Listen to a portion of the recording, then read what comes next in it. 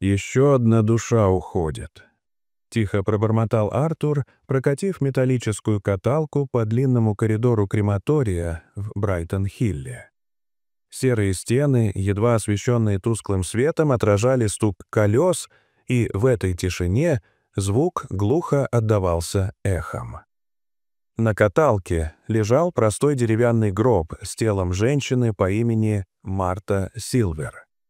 Ей было 66 лет, и, согласно документам, она умерла от сердечного приступа. Бумаги были оформлены похоронным агентством, все выглядело стандартно буднично. Но что-то в этом деле беспокоило Артура. Ни одного родственника, ни цветка, ни прощального взгляда.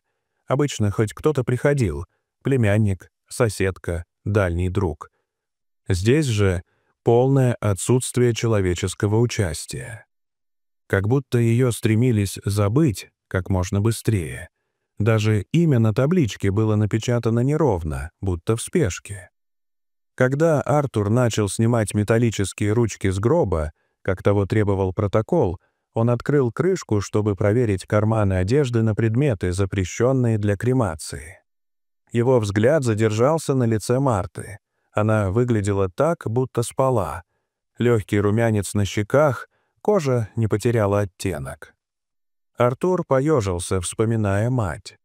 Вздохнув, он поправил ей руку и почти закончил, как вдруг заметил неровность на подкладке платья. Он потянул за край ткани и вытащил аккуратно сложенный лист бумаги. Сердце застучало быстрее. Это была записка. На ней дрожащим выцветшим почерком было написано «Пожалуйста, не сжигайте меня». Артур остолбенел. Он перечитал фразу несколько раз, словно надеясь, что ошибся. Но слова были перед ним. Его пальцы дрожали. Он посмотрел на тело, а потом снова на бумагу. Внезапно мужчина осознал, что одна из рук женщины лежала не так, как он ее оставлял. Артур потянулся к запястью и нащупал пульс. Он вскрикнул от ужаса и сразу захлопнул крышку. Мир покачнулся. Он чуть не отправил живую женщину в печь. Схватив телефон, он попытался набрать номер службы спасения, но экран показал «нет сигнала». Проклятые бетонные стены крематория. Ему нужно было выйти во двор. Выбегая, он услышал настойчивые удары в парадную дверь. Там стоял запыхавшийся молодой человек. «Скажите, пожалуйста, вы еще не кремировали Марту Силвер? Это моя мама!» — закричал он. Артур ошарашенно замер. «Кто вы?» — спросил он. «Джейден. Джейден Силвер. Я ее сын. Скажите, что она еще здесь!» Голос юноши дрожал. Артур не сразу поверил. В документах значилось, что родственников нет. Но Джейден смотрел ему в глаза, и в этих глазах было отчаяние. «Вы нашли записку?» — спросил он почти шепотом. Эта фраза окончательно убедила Артура. Он ничего не сказал, лишь взял Джейдена за руку и повел в техническую комнату, где оставил тело. Марта уже шевелилась. Джейден подбежал к гробу, опустился на колени и прошептал: «Мама! Мама, ты жива!» «Джейден? Где я?» — прошептала Марта, глаза ее были мутными, но узнавание пробежало по лицу. Артур наблюдал за этим в оцепенении. Он понял, здесь нечто гораздо большее, чем случайность. Он знал, если кто-то узнает, его уволят. Но оставить ее было невозможно. Он спрятал их на складе, куда почти никто не заходил. Когда его начальник пришел проверить ход процедуры, Артур солгал. Прах уже передан агентству. Он впервые в жизни лгал по работе. Но он чувствовал, что делает правильно.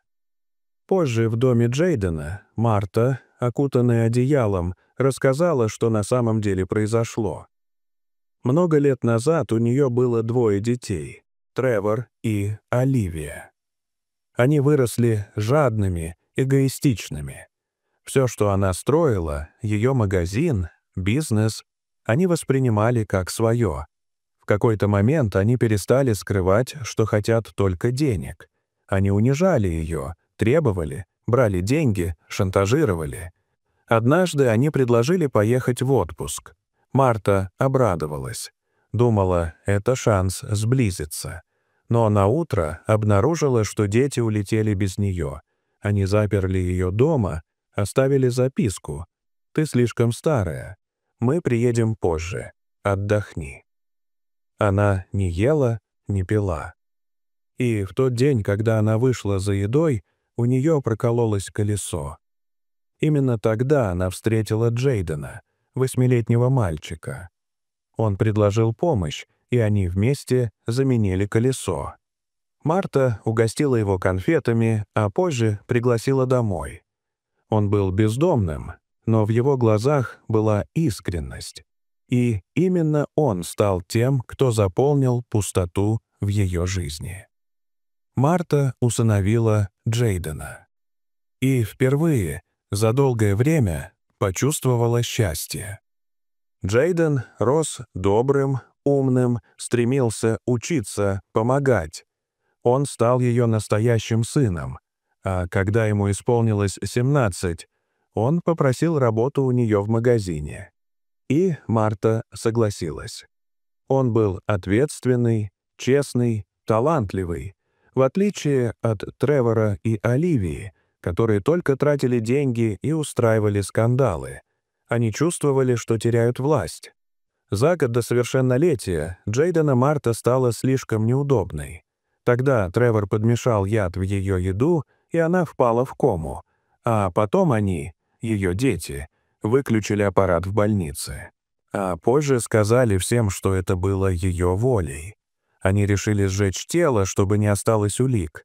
Но Джейден все понял и успел подложить записку. Это были слова, которые спасли ее жизнь. Артур слушал с расширенными глазами. Это был кошмар, ставший явью. Он помог Марте и Джейдену скрыться, а позже стал их союзником. Именно он установил в доме предателей скрытые камеры. Он был как тень, невидимый свидетель. И когда настал день, когда Тревор и Оливия собирались объявить о своем господстве над бизнесом Марты, зал был полон. Они произносили свои речи как настоящие властители. Но вдруг двери открылись, и вошел Джейден. Высокий, уверенный, харизматичный. «Вы больше ничем не владеете-ка», — сказал он. «И знаете, почему? Потому что моя мама жива». Повисла небольшая пауза. И в эту тишину Джейден включил экран, где Тревор и Оливия четко говорят о том, как отравили мать, как собирались избавиться от Джейдена. «Если этот паршивец что-то затеет, он пойдет за ней следом», — говорила Оливия на записи. Люди в зале ахнули. Секунды спустя вошла Марта. Седая, грустная, но полная решимости. Все обернулись. Оливия побледнела, Тревор расступился. «Как вы могли?» — спросила она. «Я вас растила. Бессонные ночи, моя кровь, мой труд. А вы? Я больше не ваша мать». Полиция уже была рядом. Их забрали, несмотря на крики и оправдания. Прошло много лет. Джейден вырос. Завел семью. Марта дожила до 96 лет. И когда настал ее час, он похоронил ее под тем самым деревом в саду, где Марта впервые встретила его. С надписью на камне: «Здесь покоится женщина, которую любили не по крови, а по сердцу». Дорогие зрители, что вы думаете об этой истории? Расскажите, пожалуйста, в комментариях. А если вам понравилось это видео, то ставьте лайк и подписывайтесь на наш канал. До свидания.